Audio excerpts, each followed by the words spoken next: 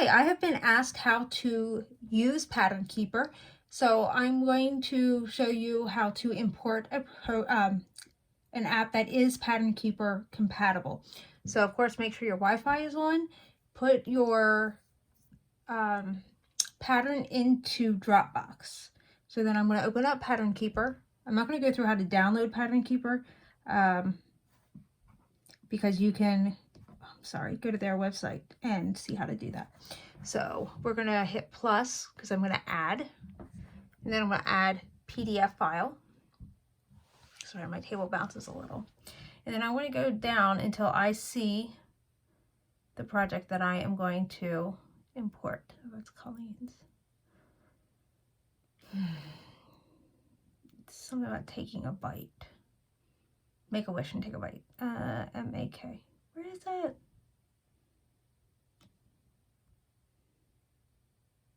Dropbox. Mobile uploads. It's not this one. Oh, there it is. That was me just trying to find out what folder I had it in. And I was in the right folder. But since it was new, I had to just go out and go back in. So it's reading. It takes a few minutes, especially when it's a huge project like this. Now, if you want to know how to import one that is not compatible, like an image, Pattern Keeper themselves actually have a great short video on how to do that. So I'm actually going to show you how to use Pattern Keeper. So I'm going to verify the chart. Here is where sometimes the symbol is missing. So you would go to PDF, slide through here, and then match the symbol, cancel, and find the color in here to make sure they're all in here. But there's none missing because heaven and earth I've never had a problem with. You just verify that the mock-up looks good. Sometimes, like when you input the colors, you'll put it in wrong. I don't want to mess it up. But you could change one of the colors and you'd see, oh, oops, I'm sorry. Okay, let's go back. This is actually a good thing that just happened because I don't know why that happened. Continue importing, verify chart, that was good. So I'm able to pick up where I left off. And there you go. There's my chart. Okay, now here's the little tricks of the trade. Okay, so I go in here to settings. I am using a Kindle Fire 10. I did have to use some hacks, which again are on the Pattern Keeper Facebook page. There's a YouTube video and I followed it to the letter. Search color is listed in green. I like that. Parking color is blue. That's fine. Selection is purple. Fine. Page breaks, yellow. I'm fine with that. I like my page breaks on. Diagonal lines, I use those. I do not like red. I feel like it's harsh. So since they like red, I'll just change the shade. Now, when I go back, you can see I didn't turn on the diagonal lines. Oops. Where's the use diagonals? Diagonal lines. Oh, upper left to lower right. So they go this way or this way. So I went lower left to upper right. Now you can see my diagonals. There you go. And they're hardly visible. So I'm going to actually go back and change that color again. Diagonal lines. I'll go to more of a pink. I usually use pink, by the way. There we go. Why? Because I like pink. It's pleasing to my eyes. See? Not too light, not too dark. They don't get in my way. Now, here's something else that I like to use.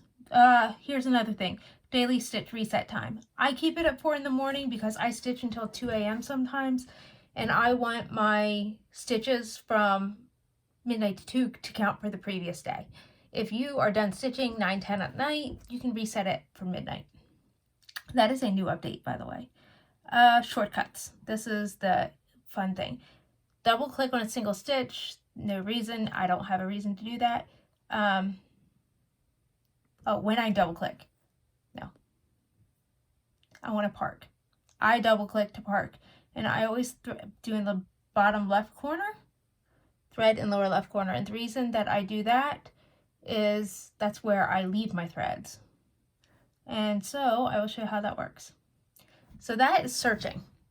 That is searching every color that is Surprise, surprise, 310. Now, if I want to park my thread, I'm under markup. Right there, I parked it. And then, here we go. I can just do all that. And then I can say, check mark. They're done. Now, let's say I checked this by accident. And I did not do that. Tap it. There's a frog button. I can undo it. Or if I do it by accident, there's a clear. Okay, now I want to go ahead and unfrog all those. Or frog them, because I didn't stitch them today. Now, let's say you were using a program, a PDF reader, and you just now got Pattern Keeper. It's going to take a long time to search, oops, clear. It is going to, that's our move button, by the way. It is going to take a long time to sit here and individually mark all your stitches off. But let's say you know you did that whole block up there. You can hold that in. Of course, you have to be on markup. Select all unfinished highlighted stitches in the square or on the page. Or, it's clear, does not have anything highlighted. Does nothing, but you go to markup. Now notice I have nothing highlighted. Select all unfinished stitches in square. Shows you that they're all done. And then just say, okay, I know I did all but that one.